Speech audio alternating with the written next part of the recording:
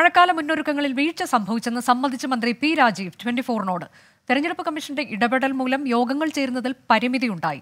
മന്ത്രിമാരുടെ നേതൃത്വത്തിൽ ജില്ലാ തലങ്ങളിൽ ആസൂത്രണം നടത്താൻ തെരഞ്ഞെടുപ്പ് കമ്മീഷൻ അനുവദിച്ചില്ലെന്നും മന്ത്രി പറഞ്ഞു. പെട്ടെന്ന് വെള്ളം ഒരേ സമയം വരുമ്പോൾ ഒഴുകി പോകാൻ കഴിയാവുന്നതല്ല നമ്മുടെ സംവിധാനങ്ങൾ. അപ്പോൾ അതുകൊണ്ട് തന്നെ പലയിടങ്ങളിലും നേരത്തെ തന്നെ വെള്ളക്കെട്ടിന്റെ സ്വഭാവമുള്ള പലയിടങ്ങളിലും കുറെ കൂടി വലിയ തോതിൽ വെള്ളക്കെട്ട് വന്നിട്ടുണ്ട്.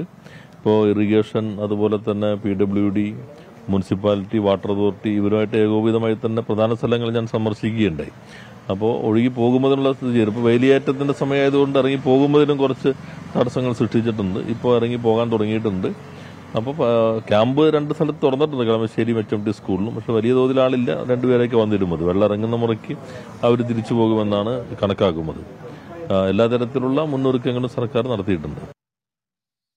വിനീത വിജി വിവരങ്ങളുമായി. വിനീത, ഇപ്പോൾ ഈ മഴ എന്നുള്ളത് ഒരു അളവ് വരെ അപ്രതീക്ഷിതമായിട്ടുണ്ടായതാണ്. അത് കാലവർഷമല്ല താനും. പക്ഷേ മഴക്കാല മുന്നൊരുക്കത്തെക്കുറിച്ച് എന്താണ്? കാലവർഷത്തിന് മുൻപായി ഉള്ള ഒരുക്കങ്ങൾ അതെല്ലാം പൂർത്തിയാക്കിയിട്ടുണ്ട് എന്നാണ് മന്ത്രി പറഞ്ഞിട്ടുള്ളത്.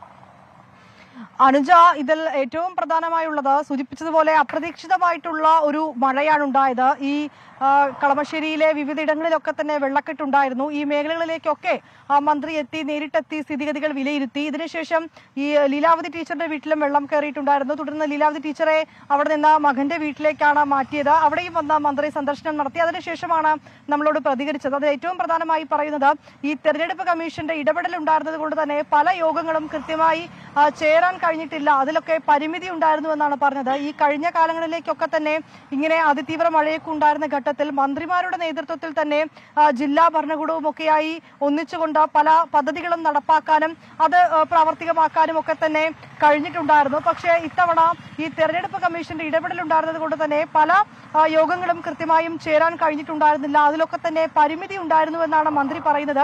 എങ്കിൽ പോലും ഇനി കാലവർഷമാണ് അടുക്കുന്നത്. അതുമായി ബന്ധപ്പെട്ടുകൊണ്ട് ആവശ്യമായിട്ടുള്ള എല്ലാ മുന്നൊരുക്കങ്ങളും സാധ്യമാകുന്നത് പോലെയൊക്കെ തന്നെ എടുത്തിട്ടുണ്ടെന്നും മന്ത്രി വ്യക്തമാക്കുന്നുണ്ട്. ഇങ്ങനെ പരിമിതികൾ യോഗത്തിൽ ഉണ്ടായിരുന്നുവെങ്കിൽ പോലും ഞങ്ങൾക്ക് സാധ്യമാകുന്ന തരത്തിൽ എല്ലാ പ്രവർത്തനങ്ങളും ഏകോപിപ്പിക്കുന്നുണ്ട്. അത്തരം നടപടികളുമായി മുന്നോട്ട് പോകുന്നുണ്ടെന്ന് തന്നെയാണ് മന്ത്രി വ്യക്തമാക്കിയിട്ടുള്ളത്. ഒപ്പം തന്നെ ഈ വേലിയേറ്റം ഉണ്ടായതും ഈ വെള്ളം സുഗമമായി ഇറങ്ങുന്നതിനൊക്കെ തടസ്സമായെന്നാണ് പറയുന്നത്. ഒപ്പം ഇത്രയും അധികം വെള്ളം, അതായത് അദ്ദേഹം പറഞ്ഞതനുസരിച്ച് ഈ ചുരുങ്ങിയ അളവിൽ ഇത്രയും വലിയ മഴ അത് അങ്ങനെ ഈ അടുത്ത കാലത്തൊന്നും തന്നെ ഉണ്ടായിട്ടില്ല.